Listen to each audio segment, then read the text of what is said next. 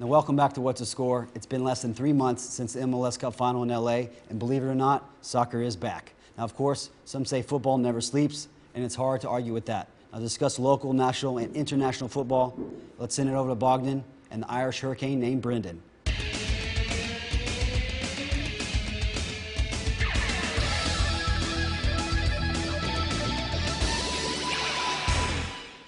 Quite an introduction, I must say, for someone who, at least in my own opinion, has been the hardest working local soccer man over the past, well, 2.5 so years.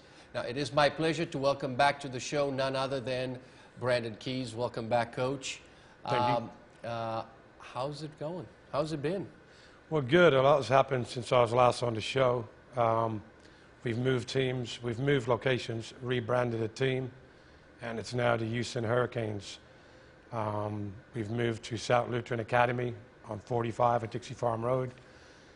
Just a better market, better fit, and we're very excited about playing in Houston this season.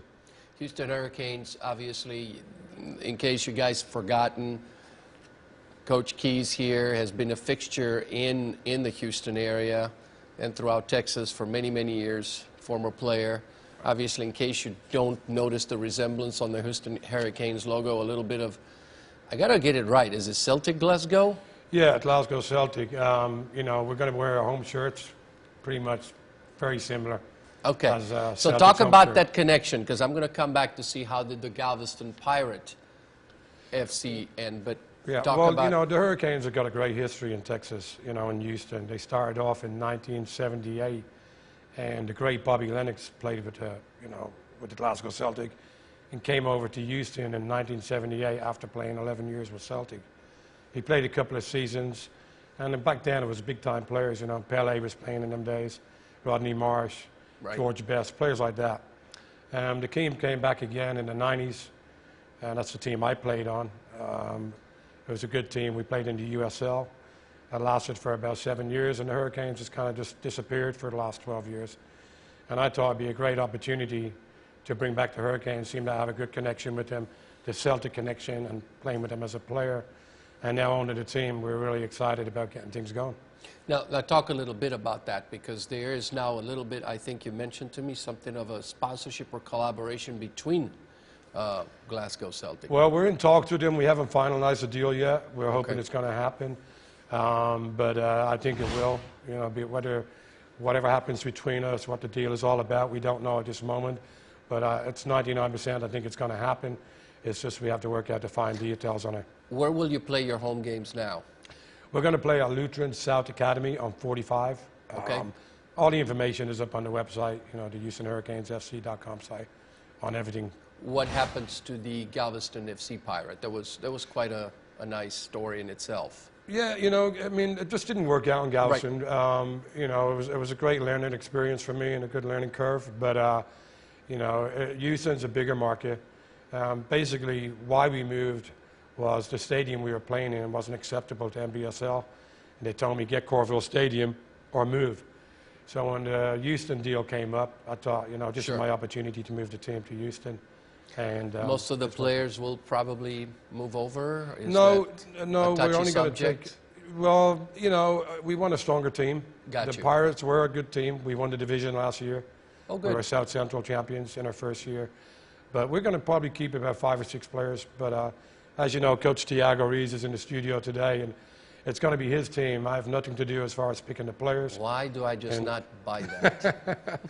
Well, you know, it is tough. That's going to be, you talk about an exercise in futility for you, because you'll have to keep your mouth shut. Yeah, and, you know, that's hard, as you know. But we've did a few tryouts already, and it is. I have to bite my tongue and let Tiago do his deal. But Tiago, I've got full confidence in him. He's a great trainer, a great coach.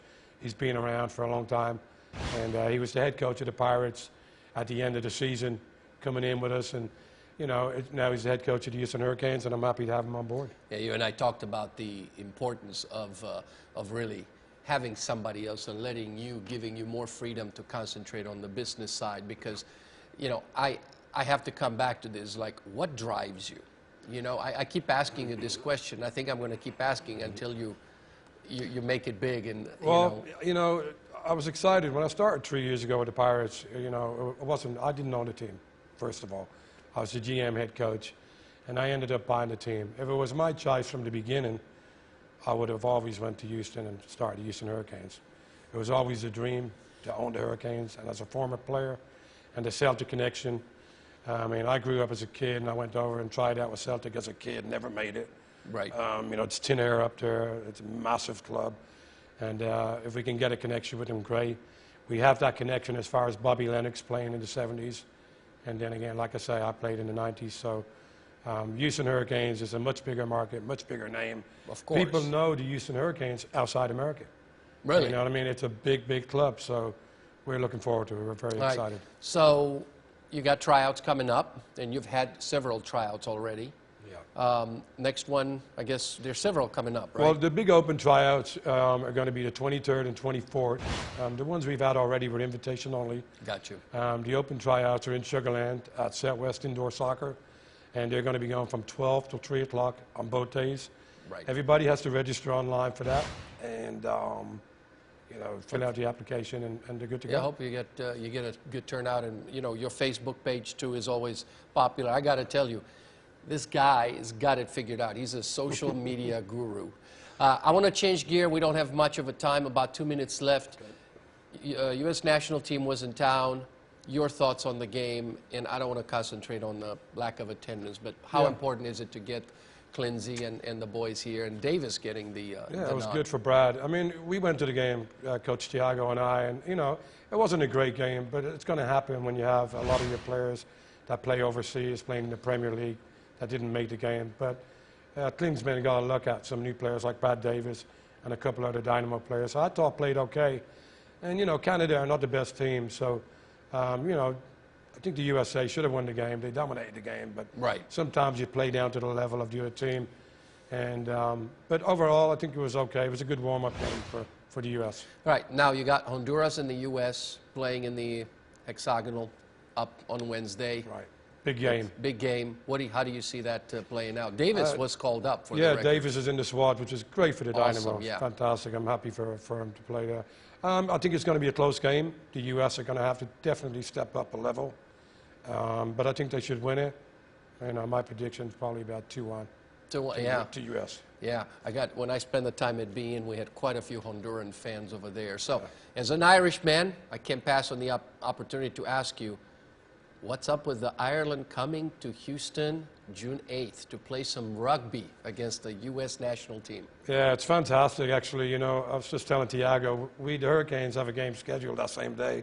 And I called, when I found out the Irish rugby team were coming, I called Miguel from the Regals and asked him if we could cancel the game and play the next day. And he said, no problem.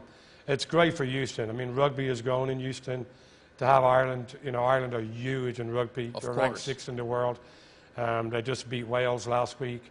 They play England next week. You know, the U.S. are going to have to be up for it. It's going to be a great game. I'm looking forward to seeing Brian O'Driscoll, one of the greatest players of all time. We may get you in on before that, because I don't know that we have anybody who's It's experienced going to as be you. great. I mean, you know, rugby is going in Houston. It's going to be a big deal, and hopefully it'll be a sellout. Well, thanks again for coming in, Brandon. I wish you the best of luck to you and Thiago and the family especially. And, you know, and may you do some damage in the adult soccer world, because now with the Hurricanes, there's hopefully. a storm around the corner every week now. All right, soccer season is about to get intense, Jason. Back to you, my friend.